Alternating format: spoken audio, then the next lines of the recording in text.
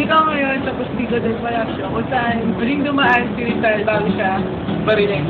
Dito sa Bagong Bayan. Noong 18 May.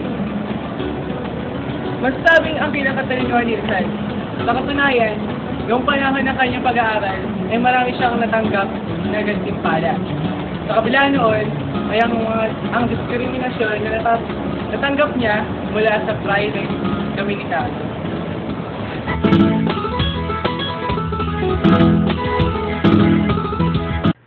Ang kanyang ina ay may mataas na pinag-aralan at ito ang una niyang naging guro. Sa edad ni Rizal na 3 ay alam na niya ang abakada at nababasa na niya ang mga larawang nasa libro ng kanyang nakakatandang kapatid na babae. Ekstraordinaryo ang angking talino ng batang si Rizal. Edad na 4 hanggang 5 ay Biblia na ang gusto niyang basahin. Marunong na rin siyang gumuhit ng iba't ibang anyo ng prutas at maging ng tao. Gustong-gusto niya ang magagandang tanawin. Mahilig siyang mamasyal sa ilog at tuloy mamingwit ng isda. Ibinigay siya ng maliit na kabayo ng kanyang ama. Kaya natuto siyang sumakay ng kabayo. May alaga din siyang asong itim na ang pangalan ay Usman. Mahilig din siya sa iba't ibang hayop. Pinakagusto niya sa lahat ang mga ibong naguhunihan at lumulok-sulokso sa mga sanga ng punong kahoy sa kanilang looban. Bawat punong kahoy sa loob ng bakuran ay ang kanyang pinangalanan. Nakakagawa rin siya at nakakalilok ng iba't ibang hugis ng bagay sa pamamagitan ng luwad at lusaw na kandila. Minsan, isang gabi ay nakatuwaan niyang pagmasdan ng isang gamo-gamo na lumilipad at umaalig-aligid sa apoy ng lampara. Nakita siya ng kanyang ina at nilapitan siya. Kinuwentuhan siya ng tungkol sa isang gamo-gamo na ayaw pasaway sa ina. Kaya ang nangyari ay nasunog ang pakpak ng gamo-gamo. At ito ay namatay. Sa murang edad ay naunawaan na ni Rizal ang kahulugan at aral ng kwento ng kanyang ina. Dapat ay lumayo siya. Na ibig sabihin ay kapahamakan ang natatamon ng taong masuwayin sa utos ng magulang. Ang kanyang pamilya ay nabubuklod ng disiplina, relihiyon, at isinaunang kaugalian. Ginagalang nila ang utos ng kanilang ama't ina. Sama-sama silang nagdarasal kung gabi. Kung linggo naman, ay magkakasabay din silang magsimba. 8 taong gulang, siya ay gumawa na ng isang tula na pinamagatan niyang Sa Aking Mga Kababata. 9 na taong gulang si Rizal nang ipadala siya ng kanyang ama sa Binyan upang doon mag-aral noong Hunyo 1870. Sinamahan siya ng kanyang kapatid na si Pasiano. Nakipaniluyan siya sa isang kanyang tiyahin. Pinasok siya sa maliit na paaralan na pag-aari ni Ginoong Cruz. Si Ginoong Cruz ay isang mahigpit na guro.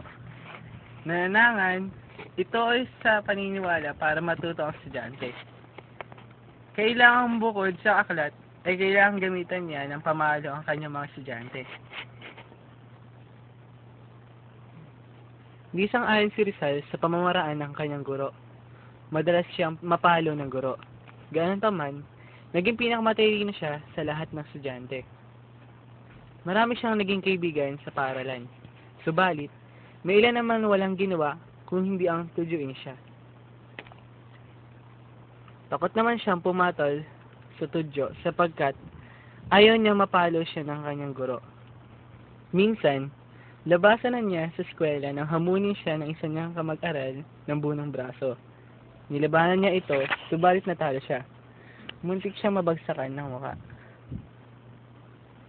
Ang naging buhay ni Isa sa Binyan ay ang magsimba, mag-aral at maglaro. Doon lamang umiigot ang buhay niya. Makalipas ang maraming buwan, ay wala nang maituro sa kanya ang guro, sapagkat natutunan niya lahat ng alam nito. Pinayuhan siya na lumipat sa Maynila at doon mag-aral. Nang sabihin iyon ni Rizal sa kanyang ama, ay ayaw nitong maniwala. Napagalitan pa siya sa pag-aakalang nagsisinungaling siya. Nang makausap ng kanyang ama ang kanyang guro, ay saka lang ito naniwala. Tumagal din si Rizal ng 1 taon at kalahating buwan sa Binyan. Umalis siya rito noong 7 ng Disyembre 1871 at bumalik siya sa Calamba. Labis ang katuwaan niya nang muling makabalik sa bayang Sinilangan at mayakap ang mga magulang at mga kapatid. Naging napakasaya ng Paskong kanilang pinagsaluhan. Subalit iyon ay napalitan ng lungkot ng pagkaraan ng ilang buwan. Inaakusahan ang kanyang ina ng tangkang paglason sa asawa na kapatid nito. Ang pinakamagagandang loob ng kanyang ina ay pagbatiin ang kapatid nito si Don Jose Alberto. At ang asawa nito ay nagbunga ng kanyang pagkakakulong. Biniligtad siya ng kanyang hipag. Walang nagawa ang kanilang pamilya kundi ang batahin ng sakit sa pagkakakulong ng kanilang ina. Sa Calamba ay nag-aral muli si Rizal ng ilang buwan.